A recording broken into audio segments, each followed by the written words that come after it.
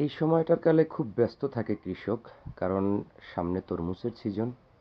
তো তরমুজের চারাগুলো আসলে কিভাবে রোপণ করে, একটা তাওয়া কিভাবে তৈরি করে, এবং তাওয়াটা তৈরি করার পরে আবার পিছন থেকে আরেকজন এসে সেই তাওয়ায় কিভাবে চারা রোপণ করে, চলেন আজকে একটু বিস্তারিত দেখাবো আপনাদেরকে। খুবই যত্ন সহকারে চারাগুলাকে রোপণ করতে হয়, কারণ আপনার যদি একটা সুস্থ চারা না হয়, অথবা রোপণের সময় যদি আপনার ত্রুটি হয়, তাহলে সেক্ষেত্রে এই গাছ থেকে ফল পাওয়াটা খুব কষ্টের হয়ে যায়। আর একেকটা তরমুজের তাওয়ার পিছনে একটা মানুষ কাজ করে, যে টোটাল তাওয়াটাকে সুন্দরভাবে সাজিয়ে গুছিয়ে, এবং ময়লা বা বড় বড় মাটির দানা এগুলো যদি থাকে সেগুলো সে সুন্দর করে পরিষ্কার করে।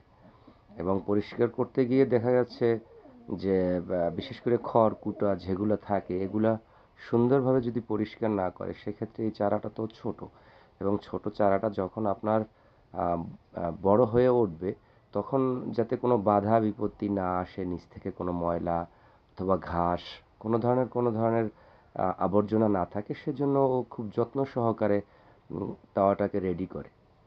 তাওয়াটা রেডি করার পরে দেখবেন আপনার আরেকজন আইসা বসবে, বসার পরে সেই তাওয়াটাকে সুন্দরভাবে আবার মাটিটাকে ওলটপালট করবে, যাতে এরপরেও যেন কোনো ময়লা না থাকে, সেজন্য আরও পরিষ্কার করার জন্য সে তাওয়াটাকে রেডি করবে। তারপরে একটা চারা প্যাকেট থেকে সুন্দর করে প্যাকেটটা দেখবেন ছিঁড়বে, ছিঁড়ার পরে এই প্যাকেটটা সুন্দর করে তাওয়ায় বসাবে।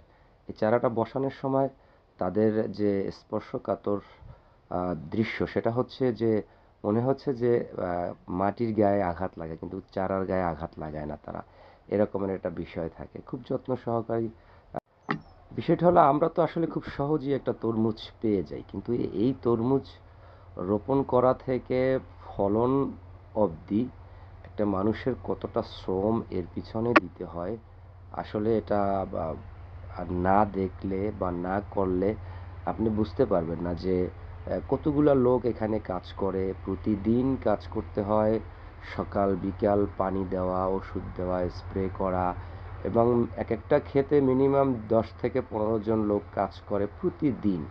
এই লোকগুলাকে আগে থাকতেই সেট করে নিতে হয়। যদি কাজের সময় এই লোকগুলো কোনো ক্রমে না আসে, তাহলে যে চাষি তার জন্য অনেক কষ্ট, এবং ফল পেতেও তার সমস্যা হচ্ছে। কারণ হচ্ছে ঠিক টাইম মতো এর যত্ন নিতে হয়, বিশেষ করে আপনার ওষুধ এবং পানি, এই দুইটা জিনিস যদি টাইম মতো না দেওয়া হয়, যেহেতু শীতকালে হয় কি, অনেক সময় আপনার অত্যন্ত শীত পড়ে, শীতের কারণে চারাগুলা আম, বৃদ্ধি কম পায়, পানি বেশি পড়লে চারা বেশি বৃদ্ধি পাবে না, আবার পানি কম পড়লে চারা বৃদ্ধি পাবে না, এরকমের বিষয় থাকে। সেই বিষয়গুলা চিন্তা বিবেচনা করেই তারা আগে থাকতে এই রকমের লোকগুলা সেট করে রাখে, যার জন্য আমরা অবশ্যই দোয়া করব যে কৃষক প্রতিদিন কাজ করে, কষ্ট করে ফসল ফলায়, অবশ্যই সে ভালো কিছু পাক এর থেকে, এটাই আমরা আশা করব। ভালো থাকবেন। আসসালামু আলাইকুম।